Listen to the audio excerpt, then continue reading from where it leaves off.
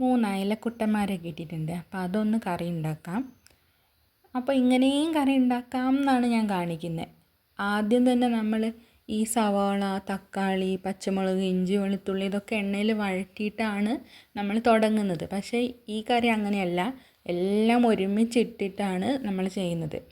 അപ്പോൾ മൺചട്ടിയിലാണ് വെക്കുന്നത്. ഇതിലേക്ക് തക്കാളി അരിഞ്ഞതും സവാള, ഇഞ്ചി, പച്ചമുളക് ചതച്ചത്, കാന്താരിയാണ് എടുത്തത്. അതും അതിൻ്റെ കൂടെ തന്നെ മഞ്ഞൾപ്പൊടി, മുളക് പൊടി, ഉപ്പ് ഇതും ചേർത്ത് അതിൻ്റെ കൂടെ തന്നെ പുളി കുതിരാൻ വേണ്ടി വെച്ചിട്ടുണ്ടായിരുന്നു. അതും കൂടെ ഒഴിച്ച് ആവശ്യത്തിനുള്ള വെള്ളം കൂടെ ഒഴിച്ചിട്ട് ഒന്ന് ഇളക്കിയിട്ട് നമ്മൾ അടുപ്പത്ത് വെക്കുകയാണ് ചെയ്യുന്നത്. സ്റ്റൗ കത്തിച്ചിട്ട് വെക്കുകയാണ്. ഇനി അത് നന്നായിട്ടൊന്ന് തിളച്ച് കുറുകി വരണം. അതുവരെ നമുക്കൊന്ന് മൂടി വെക്കാം. മൂടി വെക്കുമ്പോൾ ചിലപ്പോൾ ഒക്കെ ഇങ്ങനെ പതഞ്ഞ് പുറത്തേക്ക് വരാൻ ചാൻസ് ഉണ്ട്. അപ്പോൾ കുറച്ച് തുറന്ന് വെച്ചാൽ മതി. എന്നിട്ട് ഒന്ന് കുറുകി വന്ന് കഴിഞ്ഞാൽ നമുക്കതിലേക്ക് നമ്മൾ നേരത്തെ മുറിച്ച് വൃത്തിയാക്കി വെച്ചിട്ടുള്ള അയല ഇട്ട് കൊടുക്കുക. ഞാനിവിടെ ഒരു അയല 3 കഷ്ണമാക്കിയിട്ടാണ് മുറിച്ചിട്ടുള്ളത്. അപ്പോൾ അതും കൂടെ ഇട്ട് കൊടുക്കുക. അതിൻ്റെ കൂടെ 2 മത്തി ഉണ്ടായിരുന്നു, അതും ഇട്ടിട്ടുണ്ട്.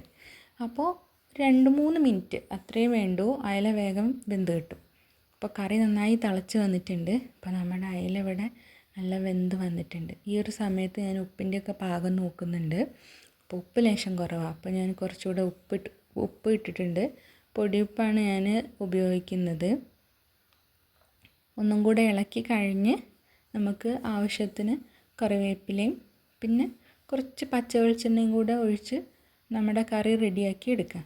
ഈ ചട്ടിയിലായതുകൊണ്ട് തന്നെ സ്റ്റൗവിൻ്റെ ഫ്ലെയിം ഓഫ് ചെയ്ത് കഴിഞ്ഞാലോ ഈ തിള നിൽക്കില്ല, അതിങ്ങനെ തിളച്ചുകൊണ്ടേ നിൽക്കും. അപ്പോൾ കറി റെഡി ആയിട്ടുണ്ട്.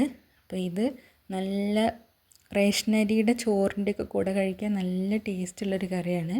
ഇങ്ങനെ വെക്കുന്നവരുണ്ടോയെന്ന് എനിക്കറിയില്ല. ഞാൻ ഇങ്ങനെയും വെക്കാറുണ്ട് കറി. അപ്പോൾ വെക്കാത്തവരുണ്ടെങ്കിൽ ഒന്ന് ട്രൈ ചെയ്ത് നോക്കൂ, എങ്ങനെയാണെന്ന് അറിയാമല്ലോ.